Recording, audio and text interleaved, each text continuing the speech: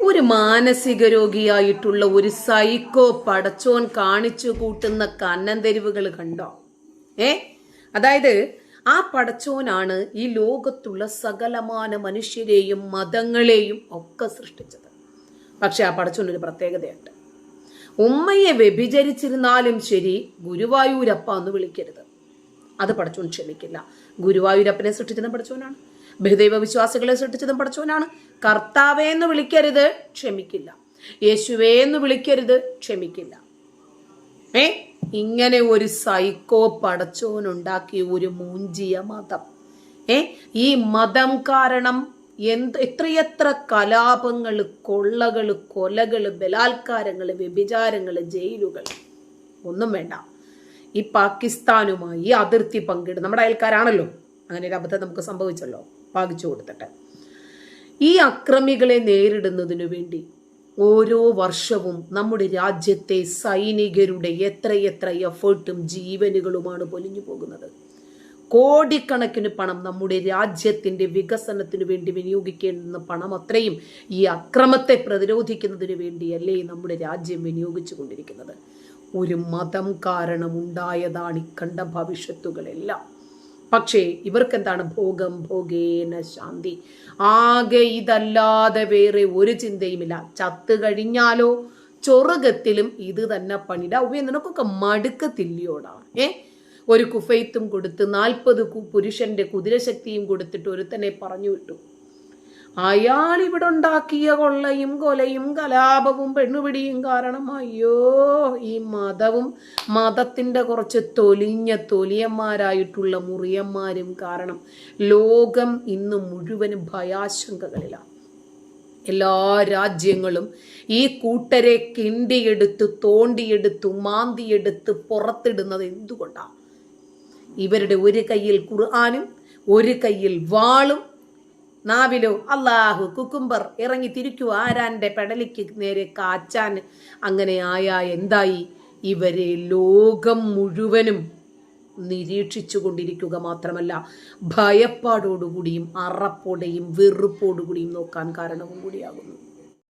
Hi പ്രിയമുള്ള സുഹൃത്തുക്കളെ, ചില കമന്റ് കണ്ടാല് അങ്ങ് പ്രതികരിക്കേണ്ടി വരുന്നതാണ്. നമ്മൾ പ്രതികരിക്കണം എന്ന് വിചാരിച്ചിട്ട് പ്രതികരിക്കുന്നതല്ല. എത്ര നിയന്ത്രിച്ചാലും ചിലപ്പോഴങ്ങ് പറഞ്ഞു പോകും. ഈ പറഞ്ഞു വരുമ്പോഴേക്ക് പലപ്പോഴും നമ്മൾ എതിർകക്ഷി പരസ്പര ബഹുമാനം, പ്രതിപക്ഷ ബഹുമാനം എന്നൊക്കെ ഉണ്ടല്ലോ, അതൊക്കെ അങ്ങ് മാറ്റി വെക്കേണ്ടി വരും. ചില സന്ദർഭങ്ങളില് ഒന്ന് പ്രീ പ്ലാൻ ചെയ്തിട്ടൊന്നും പറയണതല്ല, അങ്ങ് പറഞ്ഞു പോകുന്നതാണ്. സ്വന്തം കുഞ്ഞിനെ പീഡിപ്പിക്കുന്ന പിതാവ്, അയാളെ ന്യായീകരിക്കാൻ വരുന്ന ഒരു പറ്റം വിശ്വാസികള്, ഇതൊക്കെ കാണുമ്പോ നമ്മൾ അറിയാതെ പറഞ്ഞു പോകും. ഇപ്പോൾ നമ്മുടെ മുജാഹിദ് ബാലുശ്ശേരിയുടെ ഒരു വീഡിയോ വല്ലാതെ വൈറലായിരുന്നു. അതായത് അമ്പലത്തിന് പണം കൊടുക്കുന്നത്, വേശ്യാലയത്തിന് പണം കൊടുക്കുന്നത് പോലെയാണ് ക്ഷേത്രത്തിന് പിരിവ് കൊടുക്കുന്നത്, അതുകൊണ്ട് അത് നിങ്ങൾ കൊടുക്കരുത്. ഒരാൾ ഗുരുവായൂരപ്പ രക്ഷിക്കണേ, അതല്ലെങ്കിൽ അയ്യപ്പ രക്ഷിക്കണേ എന്ന് പറഞ്ഞാൽ അതാണ് ലോകത്തെ ഏറ്റവും ഗുരുതരമായ തെറ്റ് എന്നൊക്കെയുള്ള രൂപത്തിലുള്ള പ്രഹസനങ്ങളൊക്കെ കണ്ടു. ഇന്ന് രാവിലെ ഞാൻ കൊറോണ പിടിപെട്ടു എനിക്ക് എന്ന് പറഞ്ഞിട്ടൊരു വീഡിയോ ഇട്ടിരുന്നു. അപ്പൊ അതിന്റെ താഴെ ഒരുപാട് പേര് സ്പീഡ് റിക്കവറിയൊക്കെ ആശംസിച്ചു. ഓക്കെ, അതിന്റെ താഴെ വന്ന ഒരു കമന്റ് ഉണ്ട്. അപ്പൊ അതില് ഞാൻ ആ വീഡിയോയ്ക്കകത്ത് എൻ്റെ സഹോദരിയുടെ ഭർത്താവ് ഞങ്ങളെയൊക്കെ എത്ര നന്നായിട്ട്, കാരണം ഞങ്ങൾക്കൊന്നും അവരെ കുറിച്ചിട്ട് ഒരു ഭയവും ഉണ്ടായിരുന്നില്ല. ഞങ്ങളെ കയറി പിടിക്കുവോ പീഡിപ്പിക്കുവോ എന്നൊന്നും ഒരു ഭയവും ഉണ്ടായിരുന്നില്ല. അത് ഞാൻ പറഞ്ഞിട്ടുണ്ടായിരുന്നു. അപ്പൊ എൻ്റെ ആ സഹോദരിയുടെ ഭർത്താവും ഒരു മുസ്ലിം ആയിരുന്നു എന്ന തരത്തില് ഒരു കമന്റ് ഞാൻ ആ കമന്റ് കാണിക്കും. ഇന്ന് രാവിലെ ഇട്ട വീഡിയോയുടെ കമന്റാണിത്. കാരണം എൻ്റെ കൊറോണ എന്നെ പരീക്ഷിച്ചെന്നും പറഞ്ഞു. സമീർ 313, ജാമിത, നീ പുകഴ്ത്തി പറഞ്ഞ നിന്റെ സഹോദരി ഭർത്താവ് അദ്ദേഹം ഒരു മുസ്ലിമാണ്. നീ വിമർശിച്ചു പറഞ്ഞതിലും മുസ്ലിമുണ്ട്. ശരീഅത്ത് നിനക്കറിയാലോ, പുരുഷന്മാർക്ക് സ്വയംഭോഗം പോലും അനുവദനീയമല്ല. മനസ്സിലാക്കിക്കോ. സ്വന്തം ലിംഗത്തിൽ വികാരം വന്നാൽ ക്ഷമിപ്പിക്കുന്നത് തെറ്റാണെന്ന് പഠിപ്പിക്കുന്ന മതത്തെ. ശരീഅത്ത് അനുസരിക്കാത്തവർ തെമ്മാടിത്തരം കാണിച്ചതിന് എന്തിന് വിമർശിക്കുന്നു നീ? ഇനി ആ ശരീഅത്ത് അനുസരിക്കുന്ന ഒരാളെക്കുറിച്ച് ചിന്തിക്കുന്നീ. വികാരം അടക്കുന്നതിന് വേണ്ടി സ്വന്തം ലിംഗത്തെ തൊടാൻ പേടിക്കുന്ന ഒരാൾ ഞാൻ ഒരു പെണ്ണിനെ തൊടും. ഒരാൾ എങ്ങനെ ഒരു പെണ്ണിനെ തൊടും എന്നായിരിക്കും. ഓക്കെ, നീ വിമർശിക്കേണ്ടത് ശരീഅത്ത് അനുസരിക്കാത്തവരെ. അവരും ഇസ്ലാമിക നിയമങ്ങൾ ലഭിച്ചവരാണ്. അതുകൊണ്ട് എന്തിന് ഇസ്ലാമിനെ വിമർശിക്കുന്നു? ഒരു റിപ്ലൈ വന്നിട്ടുണ്ട്, നോക്കട്ടെ. നിന്റെ മുഹമ്മദ് വികാരത്തെ അടക്കി നിർത്താൻ കഴിവുള്ള ആളായിരുന്നു. അല്ല, 3 വയസ്സുള്ള കുഞ്ഞിനെ കണ്ടിട്ട്, അതായത് ഉമ്മ ഹബീബ, ഇവൾ വളർന്നു വരട്ടെ, അപ്പോൾ ഞാനുണ്ടെങ്കിൽ ഇവളെ ഭാര്യയാക്കും എന്ന് പറഞ്ഞ മനുഷ്യനാണ് മുഹമ്മദ്. നിങ്ങൾക്ക് എന്ത് മനസ്സിലായി? എങ്ങനെയാണ് ഇതുപോലെയുള്ള കമന്റ്സ് കണ്ടാൽ മിണ്ടാതിരിക്കാൻ പറ്റുന്നത്? എങ്ങനെയാണ്? നമ്മൾ അറിയാതെ പറഞ്ഞു പോകുന്നതാണ്. ചില കാരണവന്മാരെ എരന്നു വാങ്ങുമെന്ന് പറഞ്ഞിട്ടില്ലേ, അതുപോലെ എരന്നു വാങ്ങുന്നതാണ്. ഇപ്പം നമുക്ക് എത്ര വികാരമുണ്ടായാലും സ്വന്തം ലിംഗത്തില് തൊടാൻ ഇസ്ലാം അനുവദിക്കുന്നില്ല എന്ന്. ഏത് ഇസ്ലാമാണ് ഇങ്ങനെയൊക്കെ നിങ്ങളെ പഠിപ്പിച്ചത്? ഏത് ഗ്രന്ഥങ്ങളിൽ നിന്നാണ് നിങ്ങൾക്ക് ഇതൊക്കെ ലഭിക്കുന്നത്? ഉസ്താദുമാര് വന്നിട്ട് ഉമ്മയെ ഭോഗിക്കുന്നത് സ്വപ്നം കണ്ടാൽ, ഇളയ സഹോദരിയെ ഭോഗിക്കുന്നത് സ്വപ്നം കണ്ടാൽ, മൂത്ത സഹോദരിയെ ഭോഗിക്കുന്നത് സ്വപ്നം കണ്ടാൽ, ഇങ്ങനെയൊക്കെ പറയുമ്പോ ഇതൊക്കെയും നമ്മുടെ മതഗ്രന്ഥങ്ങളിൽ ഉണ്ടല്ലോ എന്ന് ആശ്വസിക്കുന്ന ഒരു വിഭാഗം ആളുകളുണ്ട്. ഒരു മനുഷ്യന്റെ ജീവിതത്തിലെ സകലമാന ശ്രേണികളിലും കടന്നു വരുന്നു ഇസ്ലാം, അതിന്റെ നിയമങ്ങളും വിധിവിലക്കുകളും ഒക്കെയായി.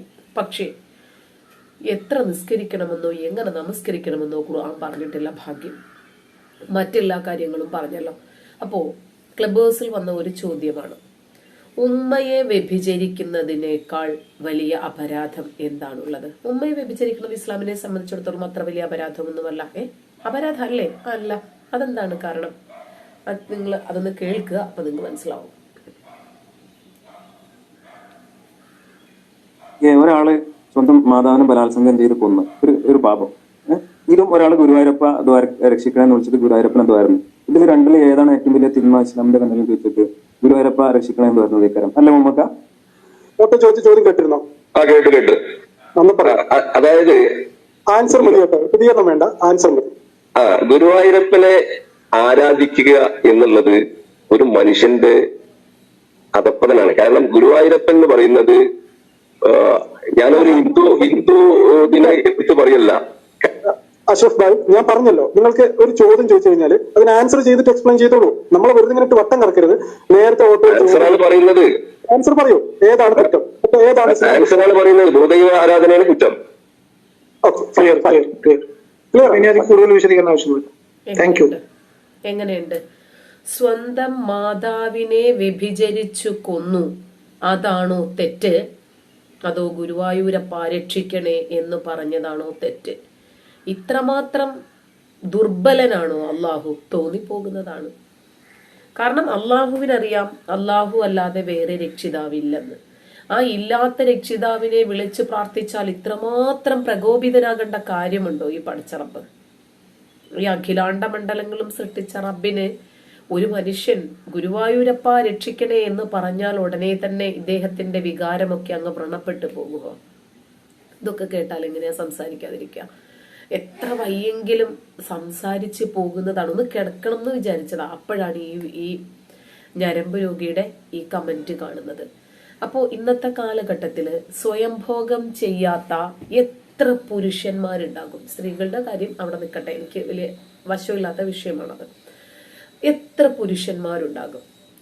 ഈ അറബി കോളേജിന്റെ പുറകില് എന്നോട് പലരും പറഞ്ഞു, ഞാനും അറബി കോളേജിൽ പഠിച്ച ആളാണ്, ഈ ആൺകുട്ടികളുടെ കോളേജിലെ പുറകില് മൊത്തം കോണ്ടമാണത്രേ. അടിച്ചു വരുമ്പം കിട്ടുന്നത് അപ്പടി കോണ്ടമാണെന്ന്. അപ്പോ ഈ അറബി കോളേജുകളുടെ ഒരു പക്ഷേ പെൺകുട്ടികളുടെ ലേഡീസ് ഹോസ്റ്റലിലും ഉണ്ടാകും, ഇല്ലെന്ന് പറയുന്നില്ല. ഇപ്പോ ഈ സ്വയംഭോഗം കൊണ്ടാണ് അള്ളാഹു ഇത്രമാത്രം പ്രകോപിതനാകുന്നതെങ്കിൽ മറ്റുള്ളവരെ കൊണ്ട് ചെയ്യിപ്പിക്കുന്നത് കൊണ്ട് കുഴപ്പമില്ല അല്ലെ? സ്വന്തം ഭാര്യയുടെ കൈകൊണ്ട് ചെയ്യിപ്പിക്കുന്നത് കൊണ്ട് കുഴപ്പമില്ല, എന്നാലും അവനവന്റെ കൈകൊണ്ട് ലിംഗത്തിൽ സ്പർശിക്കരുത്. ഇപ്പം ഇത് നമ്മൾ വിചാരിക്കും ഇതൊക്കെ വിശ്വസിക്കുന്ന ആളുകളുണ്ട്, ഉണ്ട് എന്നതാ നമുക്ക് തെളിഞ്ഞു തരികയാണ്. ഇതുപോലെയുള്ള ആളുകൾ നമ്മുടെ സമൂഹത്തിലുണ്ട്. അപ്പോ ബഹുദൈവാരാധന, ഞാൻ പറഞ്ഞില്ലേ 7 മഹാപാപങ്ങളാണ് ഇസ്ലാം പഠിപ്പിക്കുന്നത്, പ്രവാചകൻ പഠിപ്പിച്ചത്. അതിൽ ഏറ്റവും പ്രധാനമായിട്ടുള്ളതൊന്ന് 7 ഞാൻ പറയാം, അപ്പൊ നിങ്ങൾക്ക് മനസ്സിലാകും. വ്യഭിചാരം, ബലാത്സംഗം, പീഡനം, പ്രകൃതി വിരുദ്ധ പീഡനം, മൃഗങ്ങളെ പീഡിപ്പിക്കുന്നത്, അതിനോടൊക്കെ ഇസ്ലാമിന്റെ സമീപനം എന്താണ് എന്ന് നിങ്ങൾക്ക് മനസ്സിലാകും. അതിൽ 7 മഹാപാപങ്ങളിൽ ഒന്ന് അള്ളാഹുവിൽ പങ്കു ചേർക്കുക. അതായത് അള്ളാഹുവിന്റെ കഴിവുകൾ, ഇപ്പൊ അള്ളാഹുവിനെ മാത്രമേ ആരാധിക്കാൻ പാടുള്ളൂ, അള്ളാഹുവാണ് നമ്മളെ സൃഷ്ടിച്ചത്, അള്ളാഹുവിനോട് സഹായം അഭ്യർത്ഥിക്കുക, നേർച്ച, വഴിപാടുകൾ, അർച്ചനകൾ, ആരാധനകൾ, ഇതെല്ലാം അള്ളാഹുവിന് മാത്രം അർപ്പിക്കുക. ഈ അള്ളാഹുവിന് അർപ്പിക്കേണ്ടുന്ന ആരാധനകള് അള്ളാഹുവിന്റെ സൃഷ്ടികളിൽ ആർക്കെങ്കിലും, അതായത് അള്ളാഹു ഒഴികെയുള്ളത് മുഴുവനും സൃഷ്ടികളാണല്ലോ, വേറെ ഏതെങ്കിലും ഒരു ദൈവത്തിന് സമർപ്പിച്ചാൽ അതാണ് ഏറ്റവും വലിയ തെറ്റ്. അള്ളാഹു പറയുന്നു കാറ്റഗറി ആയിട്ട് ഷഹിദല്ലാഹു അന്നഹു ലാ ഇലാഹ ഇല്ലല്ലാഹ്, അതായത് അള്ളാഹു അല്ലാതെ ആരാധനയ്ക്ക് അർഹനേ ഇല്ല എന്നതിന് സാക്ഷി അള്ളാഹു തന്നെയാണ്. അള്ളാഹുവിനെ കൊണ്ട് തന്നെയാണ് അള്ളാഹു സത്യം ചെയ്യുന്നത്. അപ്പോ ഇങ്ങനെ സത്യം ചെയ്തു പറയുന്ന അള്ളാഹുവിനെ അറിയാം, അള്ളാഹു അല്ലാതെ ഒരു രക്ഷിതാവില്ല. അപ്പൊ ഇല്ലാത്ത രക്ഷിതാവിനെ വിളിച്ച് പ്രാർത്ഥിച്ചാൽ ഈ ഉള്ള രക്ഷിതാവിനെ കുരുപൊട്ടുന്നത് എന്താണ്? അതാണ് ഒന്നാമത്തെ പാപം. 2, അള്ളാഹു പറഞ്ഞത് മാരണമാണ്. സിഹിർ, ആഭിചാരം, കൂടോത്രം, അത് ഫലിക്കില്ലെങ്കിൽ എന്തിനാണ് അതിനെ ഭയപ്പെടുന്നത്? 7 മഹാപാപങ്ങളിൽ രണ്ടാമത്തേതായിട്ടത് എണ്ണുന്നത് എന്തുകൊണ്ടാണ്? ഇസ്ലാമിക വിശ്വാസപ്രകാരം ആഭിചാരം ഫലിക്കില്ല, മുജാഹിദിയൻ വിശ്വാസം അതാണ്. അങ്ങനെയാണെങ്കിൽ പ്രവാചകന് പോലും സിഹിർ ഫലിച്ചിട്ടുണ്ട് എന്ന് ഹദീസിലുണ്ട്. സിഹിർ പ്രവാചകൻ ഏറ്റുകൊണ്ടിരുന്നപ്പോൾ തന്നെ പ്രവാചകൻ ഖുർആൻ വചനങ്ങൾ അള്ളാഹു ഇറക്കി എന്ന് പറഞ്ഞതായിട്ടും ഖുർആനിലുണ്ട്. ഓക്കെ, അതവിടെ നിൽക്കട്ടെ, വേറെ വിഷയമായത് ഞാൻ അതിലേക്ക് കിടക്കുന്നില്ല. അപ്പൊ രണ്ടാമത്തെ കുറ്റം ആഭിചാരം, കൂടോത്രം, മന്ത്രവാദം, സിഹിർ എന്നൊക്കെ പറയുന്ന കർമ്മമാണ്. 3, അന്യായമായ മനുഷ്യവധം. അന്യായം, ആ പദത്തിനടിയിൽ വരയിടണം. അത് മനുഷ്യനെ കബളിപ്പിക്കാനുള്ള പദമാണ്. ഇവരുടെ ന്യായം എന്താണ്? കൊന്നതിനു പകരമായോ, കേട്ടല്ലോ, ഭൂമിയിൽ കുഴപ്പമുണ്ടാക്കിയതിന്റെ പേരിലോ അല്ലാതെ വല്ലവനും കൊല ചെയ്യപ്പെടുന്ന പക്ഷം. മനസ്സിലായല്ലോ? അപ്പൊ ഭൂമിയിൽ കുഴപ്പമുണ്ടാക്കുക എന്ന് പറഞ്ഞാൽ എന്താണ്? അതിന്റെ എക്സ്പ്ലനേഷനിൽ ഇമാം അത്തൊബരിയെ പോലെയുള്ള ആളുകൾ എഴുതി വെച്ചത് മതം വിട്ടവർ കുഴപ്പക്കാരാണ്, അവരെ കൊല്ലണം. ഇങ്ങനെയുണ്ട്. അപ്പം അതാണ് ഏറ്റവും വലിയ കുഴപ്പം. അപ്പം മതം വിട്ടവനെ കൊല്ലണമെന്ന് പറയുമ്പോൾ മതം വിട്ടവർ ഭൂമിയിൽ കുഴപ്പമുണ്ടാക്കുന്നവരാണ്, അവര് ജീവിക്കാൻ അർഹരല്ല. അതാണ് ഇസ്ലാമിലെ ന്യായമായ വധം. പിന്നെ അള്ളാഹുവും അവന്റെ റസൂലും ഹലാലാണ് എന്ന് പറഞ്ഞത് ഹലാലാക്കുക, ഹറാമാണ് എന്ന് പറഞ്ഞത് ഹറാമാക്കുക. അതായത് അള്ളാഹു എന്ത് കാര്യമാണോ നിഷിദ്ധമാക്കിയത് അതിനെ നിഷിദ്ധമായിട്ട് തന്നെ പ്രഖ്യാപിക്കാത്തവനോട് യുദ്ധം ചെയ്യണം. അവനും ഭൂമിയിൽ കുഴപ്പമുണ്ടാക്കുന്നവരാണ്, ഇസ്ലാമിന്റെ ശത്രുവാണ്. ഓക്കെ. 3, അനാഥകളുടെ സ്വത്ത് ഭുജിക്കുക. അപ്പൊ പ്രവാചകനെ സംബന്ധിച്ചിടത്തോളം ഇതൊന്നും ജീവിതത്തിൽ പകർത്തിയ ഒരാളേ അല്ല. അതായത് അനാഥകളുടെ സ്വത്ത് എങ്ങനെയാണ് ഒരാൾ അനാഥരാകുന്നത്? സനാഥരായവരുടെ രക്ഷാകർത്താക്കളെ വാളിനിരയാക്കിയിട്ട് അവരെ അനാഥരാക്കുക, ആ സ്വത്ത് പിടിച്ചെടുക്കുക. അത് ജീവിതത്തിൽ പ്രാവർത്തികമാക്കിയ പ്രവാചകനാണ് പറയുന്നത് അനാഥകളുടെ സ്വത്ത് ഭുജിക്കുക എന്ന്. ഭുജിച്ച് കാണിച്ചു തന്ന ആളാ. ഓക്കെ. അടുത്തത് 4, പലിശ. പലിശ വലിയ തെറ്റാണ്, പലിശ ഭുജിക്കല്. എന്താണ്? ഇപ്പൊ ഓഹരി കുഴപ്പമില്ല, ഷെയർ കുഴപ്പമില്ല, കൊള്ളലാഭം കുഴപ്പമില്ല, പൂഴ്ത്തിവെക്കൽ കുഴപ്പമില്ല, പക്ഷെ പലിശ വലിയ ബുദ്ധിമുട്ടാണ്. അപ്പൊ പിന്നെ ഏറ്റവും ചെറിയ പലിശയുടെ ഇനവുമായിട്ട് ഒരാൾ ഇടപെട്ടാൽ പോലും 36 തവണ സ്വന്തം മാതാവിനെ വ്യഭിചരിക്കുന്നത് പോലെയാണെന്നാണ് പ്രവാചകൻ പറഞ്ഞത്. ഒരാളെ കൊണ്ട് ഉമ്മയെ വ്യഭിചരിക്കുക ചിന്തിക്കാൻ പറ്റുന്ന വസ്തുതയാണോ? അതുപോലും ചിന്തിച്ച പ്രവാചകൻ മഹാനാണ് എന്ന് വിശ്വസിക്കണം. അടുത്തത് 5 അല്ലേ? അടുത്ത 1 അള്ളാഹുവിൽ പങ്കുചേർക്കുക, 2 മാരണം, 3 അന്യായമായ മനുഷ്യവധം, 4 പലിശ. ഇനി 5 യുദ്ധരംഗത്ത് നിന്ന് തിരിഞ്ഞോടുക. യുദ്ധം ചെയ്യുന്നത് എന്തിനാണ്? അള്ളാഹുവിന്റെ മതം സ്ഥാപിക്കാൻ വേണ്ടിയിട്ടാണല്ലോ, അള്ളാഹുവിന്റെ ഭരണം സ്ഥാപിക്കാൻ വേണ്ടിയിട്ടാണല്ലോ. അപ്പോ യുദ്ധരംഗത്ത് പാതി വഴിക്ക് പോയിട്ട് പേടിച്ച് തിരിഞ്ഞോടിയാൽ അത് അള്ളാഹു പൊറുക്കൂല. അടുത്തത് സദ്വൃത്തയായ ഒരു സ്ത്രീയെ സംബന്ധിച്ച് അപവാദം പറയുക. പ്രവാചകൻ അള്ളാഹു തന്നെ പറഞ്ഞിട്ടുണ്ട്, പ്രവാചകൻ പറഞ്ഞിട്ടുണ്ട്. ഇപ്പോ അബൂ ലഹബിന്റെ ഭാര്യ അവരെന്ത് തെറ്റ് ചെയ്തു? അവരെ പോലും അപവാദം ഖുർആനിലൂടെ അള്ളാഹു പറഞ്ഞിട്ടുണ്ട്.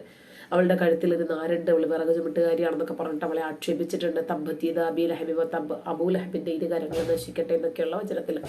അപ്പോ ഇങ്ങനെ ചുരുക്കത്തില് ഇത്രയുമാണ് അള്ളാഹുവിന്റെ കണ്ണിലെ മഹാപാപങ്ങൾ, അപരാധങ്ങൾ ഇതാണ്. അതില് ഉമ്മയെ വ്യഭിചരിച്ചാലും കൊന്നാലും ഒരു പ്രശ്നവുമില്ല. പക്ഷേ ഈ പറയുന്ന അള്ളാഹുവിന് പുരുഷന്മാർ സ്വയം ഭോഗം ചെയ്താൽ അള്ളാഹുവിന്റെ സിംഹാസനം ചിലപ്പോൾ കുലുങ്ങിയാലോ. കാരണം ഈ ആരെങ്കിലും ഭൂമിയിൽ സ്വയംഭോഗം ചെയ്യുമ്പോഴേക്ക് ഈ സിംഹാസനം താങ്ങി നിൽക്കുന്ന മലക്കുകൾക്കും ചിലപ്പോൾ ഉദാഹരണം ഉണ്ടായാൽ അള്ളാഹു താഴെ വരൂല. അതുകൊണ്ടായിരിക്കും എന്നാണ് ഞാൻ വിശ്വസിക്കുന്നത്. അല്ലാതെ അള്ളാഹുവിന് കുരുപൊട്ടേണ്ട ഒരു കാര്യവും ഈ വിഷയത്തിലുണ്ടെന്ന് എനിക്ക് തോന്നുന്നില്ല. നന്ദി.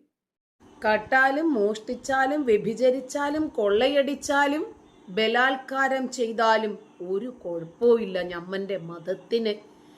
ഇനിയിപ്പോ ഒരു ഗോപാലൻ നായർ അദ്ദേഹത്തിന്റെ സമ്പത്ത് മുഴുവനും പാവങ്ങൾക്ക് ദാനം ചെയ്തിരുന്നാലും ശരി, മദർ തെരേസ ഒരുപാട് മനുഷ്യന്മാരുടെ രോഗത്തിനു വേണ്ടി കഷ്ടപ്പെട്ടവരെ രക്ഷപ്പെടുത്തിയിരുന്നാലും ശരി, അടിമ ജീവിതത്തെ മോചിപ്പിച്ച എബ്രഹാം ലിങ്കൻ ആണെങ്കിലും ശരി, മാർട്ടിൻ ലൂതർ കിങ് ആണെങ്കിലും ശരി, ഇവരെല്ലാവരും നരകത്തിലേക്ക് പോകും. കാരണം എന്താ? ഈ സൈക്കോ പടച്ചോനെ ആരാധിക്കാത്തതിന്റെ പേരിൽ. അപ്പൊ ഈ സൈക്കോ പടച്ചോനെ ആരാധിക്കുക എന്നതാണ് ഇസ്ലാമിന്റെ ആകത്തുകയെങ്കിൽ, അതാണ് ഇസ്ലാമിന്റെ 6-ാം നൂറ്റാണ്ടിന്റെ മൊറാലിറ്റി എങ്കിൽ, ആ സൈക്കോ പടച്ചോനെ എടുത്തെറിയുന്നതാണ് ഇന്ത്യക്കാരിയായിട്ടുള്ള എൻ്റെ മൊറാലിറ്റി. കാരണം സഹജീവിയെ പോലും മൂക്കുകയറിട്ട് നിയന്ത്രിക്കണമെന്ന് പഠിപ്പിക്കുന്ന ഈ കഴപ്പണം കെട്ട പടച്ചോനുണ്ടല്ലോ, പിഴച്ചോൻ, ഇത്തരം ആശയങ്ങൾ ഒരിക്കലും ഒരു മൊറാലിറ്റി ഉള്ള ഒരു രാജ്യത്തിനോ മൊറാലിറ്റി സൂക്ഷിക്കുന്ന ഒരു മനുഷ്യനോ ചേർന്നതല്ലേ അല്ല.